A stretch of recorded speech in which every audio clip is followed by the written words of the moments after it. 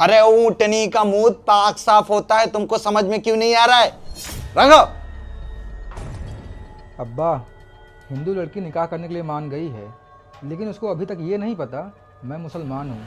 अरे तेरे और भेड़िए में कोई अंतर नहीं है। भेड़िया छुप के शिकार करता है, तू भी छुप के शिकार करता है। लेकिन एक बात बता, लड़की को पटाया कैसे? अब्बा, हाथ में कलावा, माथे पे तिलक, गले में रुद्राक्ष डालकर। वैसे अब्बा, ये हिंदू लड़कियाँ बहुत बेवकूफ़ होती हैं।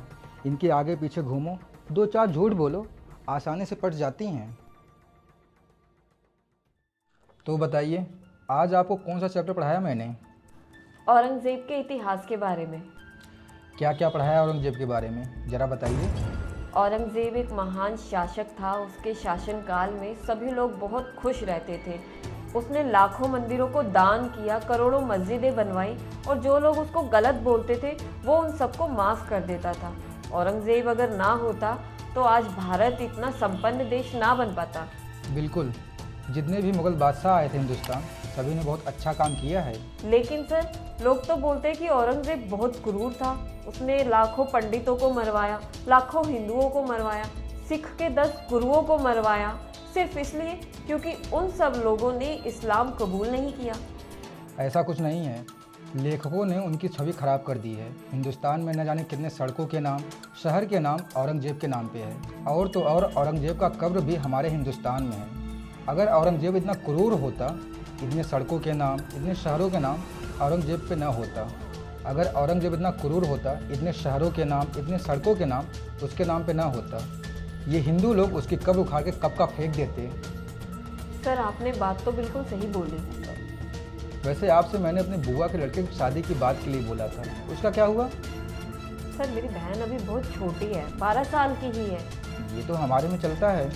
आपने चलता है मतलब? मतलब कुछ नहीं, अभी वो बच्ची है, जब बड़ी हो जाएगी तब उसकी शादी होगी।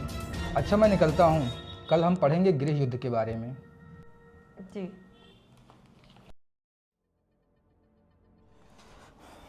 हेलो। अरे मेरे निकाह की बात हुई क्या? तेरा निकाह अभी नहीं हो सकता, वो लड़की अभी 12 साल की है। अरे हमारे में तो 6 साल में भी निकाह हो सकता है। अरे यार, हम मुसलमान हैं, वो हिंदू हैं। कहीं पता चल गया हम मुसलमान हैं तो सारा खेल ख़राब हो जाएगा। अरे वो लड़की की फोटो तो भेज सकते हो ना? तू रख यार, भेजता हूँ फ़ोटो। अब्बा, जब से टीचर बना हूँ ना, हिंदू लड़के लड़कियों को यही पढ़ा रहा हूँ। औरंगजेब महान था, हुमायूं महान था, अकबर महान था, जितने भी मुग़ल शासक थे सभी को महान बताता हूँ। तभी इन हिंदुओं को हमारे इस्लाम के प्रति झुकाव होगा। अब देख, हकीकत क्या है ये तो तुझे भी पता है और मुझे भी पता है। अब औरंगजेब हो या न जाने कितने भी मुगल काल के शासक, इन्होंने न जाने कितने हिंदुओं की गर्दनें काटी। सिर्फ किस वजह से काटी? सबसे एक ही सवाल होता था, इस्लाम कबूलोगे कि नहीं। अरे किसी को रुई में जलवा दिया, किसी को दीवार में चुनवा दिया, किसी को आरे से कटवा दिया। क्यों?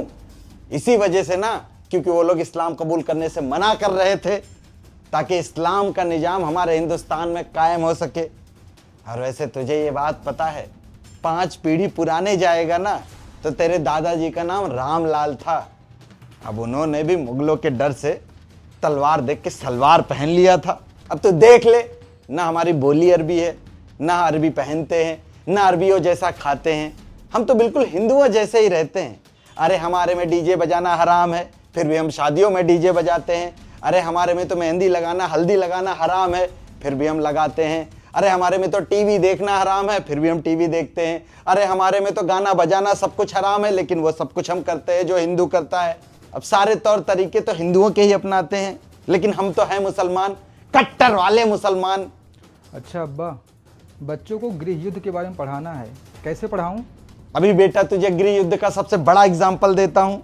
अभी तो बांग्लादेश में देख, गृह युद्ध हुआ और सारे हिंदुओं को काट दिया गया। अब तुझे तो पता है ना कि हमारे हिंदुस्तान में रेलवे स्टेशनों के पास सबसे ज्यादा कौन है?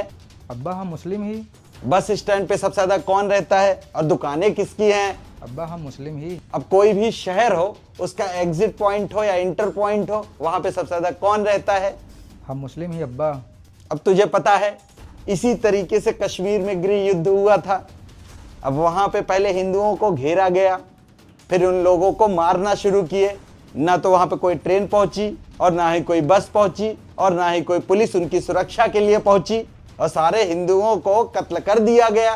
बेटा इसी को कहते हैं गृह युद्ध, बल्कि ये कह ले चक्रव्यूह। सही है अब्बा, सही है। वैसे अब्बा, एक हिंदू लड़की को प्रपोज करने जा रहा हूँ, शायद निकाह के लिए मान जाए। ठीक है, जा बेटा, अपने मकसद में कामयाब होना। जी अब्बा। अरे सर, आप घुटने पे क्यों है? मैं तुमसे शादी करना चाहता हूँ। सर आप पहले उठ जाइए। सर ऐसे कैसे? मैं तुमसे दिल से प्यार करता हूँ। लेकिन सर मेरे सपने। सारे सपने पूरा कराऊंगा। ठीक है सर, मैं अपने माँ बाप से बात कर लेती हूँ, आप भी अपने माँ बाप से बात कर लीजिए। मैं तो अनाथ हूँ, मेरा अपना कहने वाला इस दुनिया में कोई नहीं है। जब मेरी आँख खुली तो अनाथ आश्रम में था। सर आज के बाद अपने आप को कभी भी अनाथ मत समझिएगा, मैं आपसे शादी करूँगी। समस्याएं बहुत बढ़ गई हैं, क्या करे? पाकिस्तान चले जाए क्या?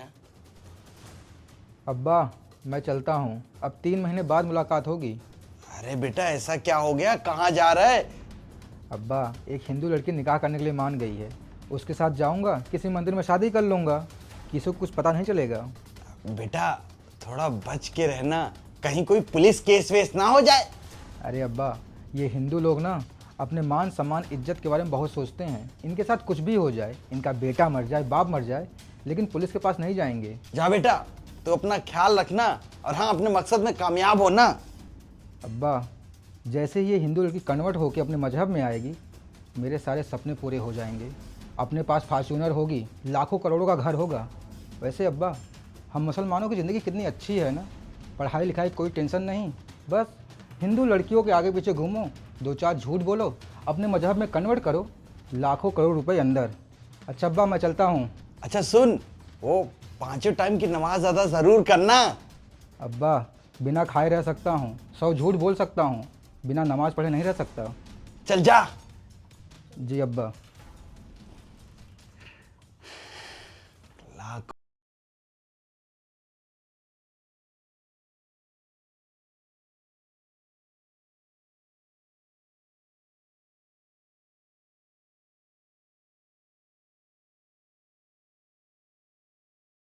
मुसलमान हो?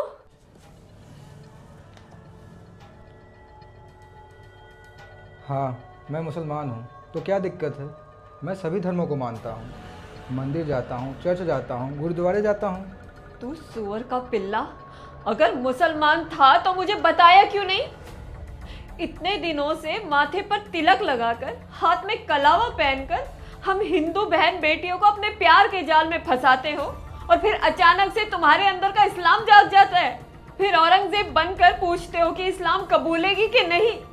लड़की हाँ कर देती है तो 10-20 बच्चे पैदा करो और ना कर देती है तो 32 टुकड़े होकर फ्रिज में मिलती है।